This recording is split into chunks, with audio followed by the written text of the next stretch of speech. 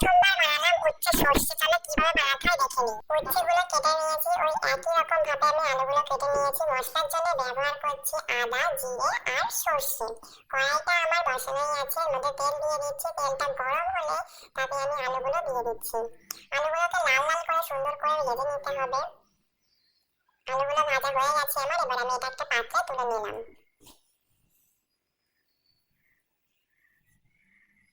ওই একই তেলে আমাকে দিতে হবে উচ্ছেগুলো। উচ্ছেগুলো আমি দিয়ে দিচ্ছি। উচ্ছেগুলোকেও একই রকম ভাবে ভাজতে হবে।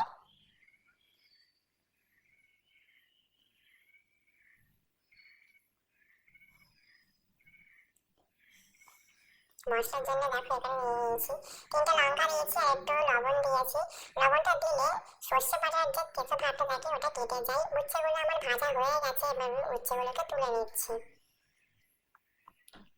উচ্ছেগুলো তোলা হয়ে গেলে তেলের মধ্যে একটু অল্প পরিমাণে জিরে ফোড়ন দিয়ে দিলাম। তাতে ভেজে রাখা আলু আর উচ্ছেটা আমি দিয়ে দিচ্ছি। এবার যে মশলাটা আমি পেস্ট করেছি ওটা দিয়ে দিলাম, ভালো করে নাড়িয়ে নিলাম।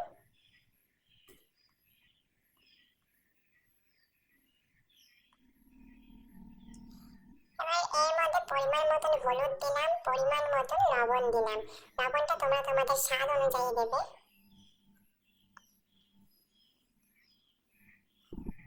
এবার একটু চিনি দিয়ে দিলাম, এটাও তোমাদের স্বাদ অনুযায়ী, কেউ অ্যাভয়েড করতে চাইলে করতে পারো।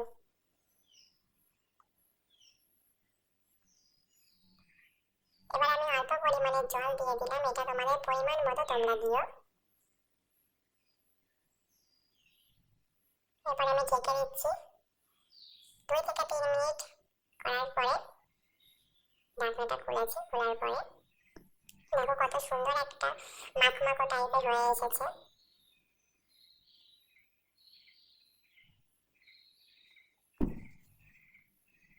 দেখো কত সুন্দর লাগছে ঢেলে নেওয়ার পরে।